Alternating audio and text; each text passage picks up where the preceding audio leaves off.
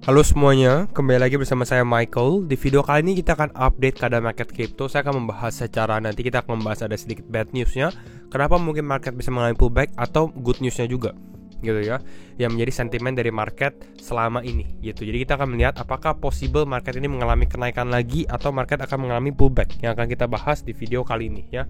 Jadi kalau misalnya teman-teman suka video ini, jangan lupa untuk share videonya, like ataupun subscribe, dan kita akan langsung masuk aja ke dalam pembahasan. Dimana untuk hari ini market relatif lebih sideways, nggak terlalu banyak pergerakan, 0,4%. Market lebih ke arah konsolidasi, khususnya untuk Bitcoin. Ini cukup bagus gitu ya, karena market mulai konsolidasi lagi, membuat range lah istilahnya gitu ya. Kita lihat secara 24 jam terakhir ya. Kalau kita dari sini seperti Holo mengalami kenaikan, ada Leo, lalu kita bisa lihat juga ada IOTA, Theta, Synthetix, The Graph, beberapa kripto yang bisa dibilang yang nggak terlalu mengalami kenaikan yang pesat gitu ya. Mereka mulai naik untuk saat ini, yang sedikit ketertinggalan. Lalu kita ada NIR, ada Threshold, Axie Infinity yang mengalami koreksi yang lumayan gitu ya. Tapi rata-rata altcoin justru sedikit menguat. Nah, namun kalau kita lihat secara Fear and Greed Index, ini kita sudah di dalam fase greed ya. Kalau teman-teman yang di trading, saya rasa nggak ada salahnya sebenarnya untuk take profit dulu gitu ya. Kalau memang lebih karena time frame-nya mungkin low time frame gitu ya, mungkin daily atau buat trade, bukan buat invest juga ya. Tapi kembali lagi keputusan tetap di tangan teman-teman juga. Nah, kita akan bahas secara indikator ekonomi terlebih dahulu ya. Untuk indikator ekonomi, kalau kita lihat di hari ini memang ada pengumuman atau ada rilis data jam 8:30 udah rilis ya. Kalau kita lihat yang penting itu sebenarnya kalau kita dari sini ya, yang bintang 3 itu adalah core PCE. Ya, PCE. PCE ini adalah personal consumption expenditure. Ini untuk konsumen juga. Tapi ini core untuk yang bisa dibilang core intinya gitu ya, yang inti aja. Berarti dia exclude yang namanya food untuk makanan maupun energi ya. Kalau kita lihat dari sini, exclude food and energy. Secara data kalau kita lihat dari sini, secara forecast 0,3% dan actualnya 0,3%. Jadi ini sebenarnya sesuai prediksi. Makanya kita lihat market mungkin nggak terlalu banyak pergerakan juga dengan data ini, karena relatif ya positif, masih sesuai ekspektasi seperti itu. Nah, kita juga akan harus melihat bahwa di minggu depan ini akan ada FOMC, penentu juga gitu ya arah market. Saya rasa sebenarnya saya juga lebih condong untuk market menaik, atau the Fed sendiri menaikkan suku bunga mungkin 25 basis point gitu ya. Karena kalau 50 basis point itu di luar ekspektasi orang-orang gitu ya. Dengan data-data yang ada, kemungkinan besar naiknya 25 basis point ya. Kemarin kita sempat membahas probabilitasnya kalau tidak salah 98%-an. Nanti kita akan cek lagi mungkin di beberapa video selanjutnya juga. Jadi secara ini favornya naik 25 basis point. Seharusnya market yang nggak terlalu banyak pergerakan di FOMC, mungkin akan melihat sentimen atau tone dari Jerome Powell punya speech atau pidato yang biasanya itu terjadi gitu ya. Karena biasanya secara keputusan suku bunganya itu biasa orang bisa tebak, tapi secara pidatonya itu yang sedikit efek di dalam market. Oke. Nah, next up kita mau lihat tentang yang tadi CVD, kembali lagi ke dalam CVD open interest. Kita mau lihat indikator ini. Kata si exit pump di sini dia membahas the last pump and dump is perfectly illustrated here on the chart where BUSD CVD atau volumenya naik ya, volume CVD mengalami kenaikan. Dan ini kita bahas bahwa dari beberapa hari yang lalu, atau bisa dibilang pump yang kita terjadi ini dibuat oleh Binance ya, whale di Binance lah, bisa dibilang seperti itu.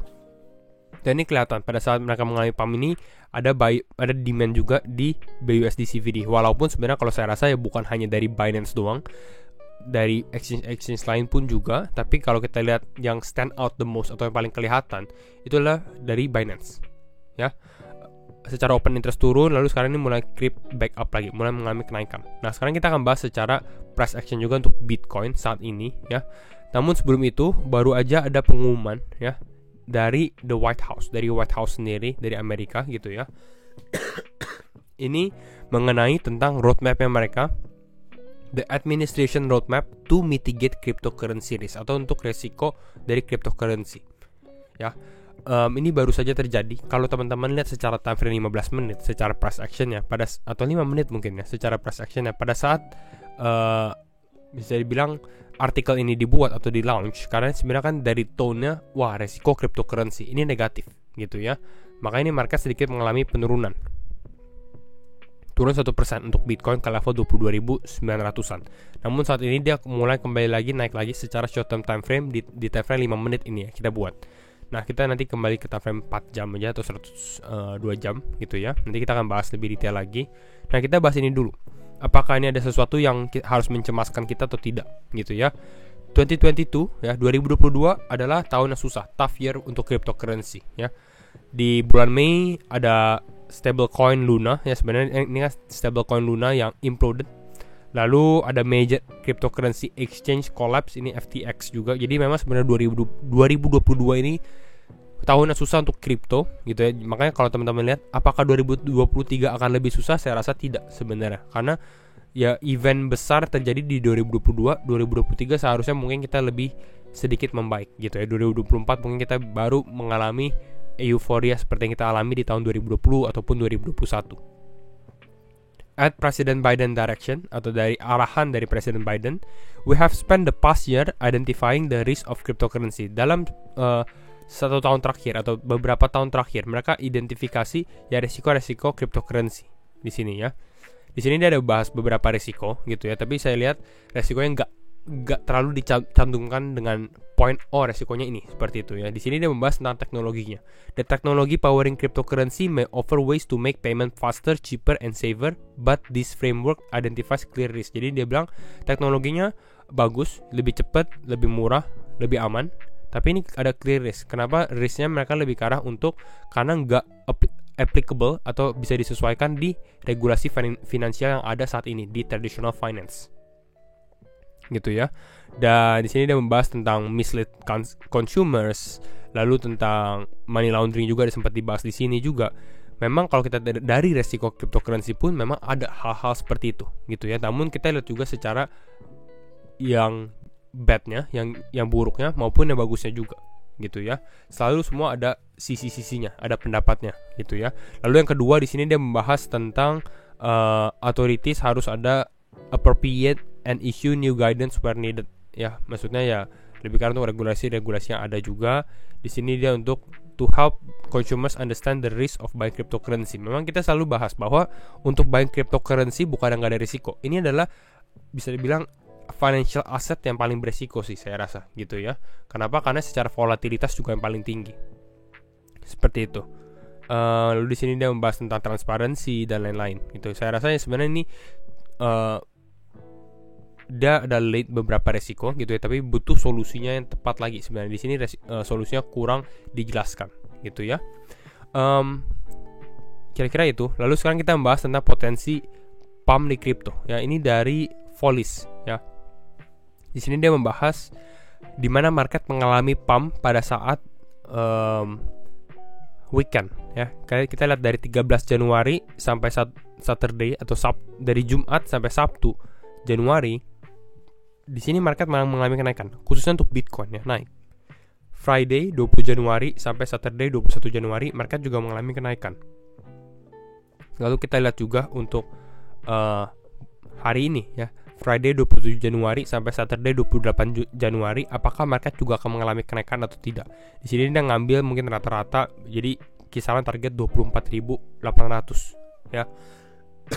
Possible atau tidak secara skema, kalau kita lihat dari sini mungkin bisa dibilang will pump market pada saat weekend. Ini mungkin bisa terjadi lagi gitu ya, pada saat weekend market close mereka mulai pump lagi. Jadi ini possible kalau saya rasa gitu ya. Namun bukan menjadi sesuatu yang pasti juga untuk hal ini terjadi. Ya nanti kita bahas di teknikalnya sekarang maksud saya. Dan kita akan bahas secara teknikal, nggak terlalu membahas volume. Kembali lagi ini disclaimer on and do your own research karena setiap keputusan tetap di tangan teman-teman.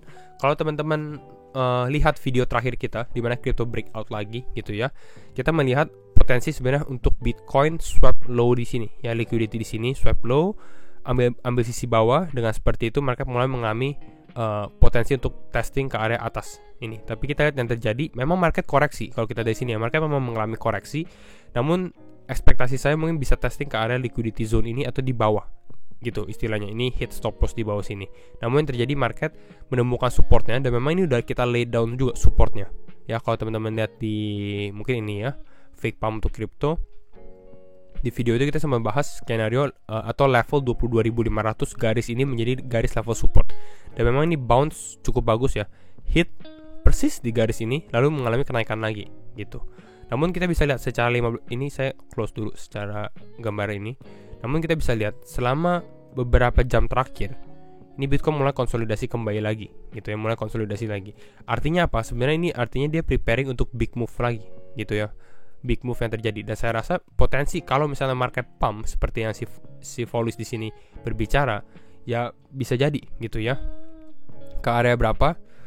Kita kalau lihat secara time frame 2 jam gitu ya. Target masih sama ya. Kisaran mungkin area level 24.400 atau dia bilang target 24.400 sampai 24.800. Seperti itu ya.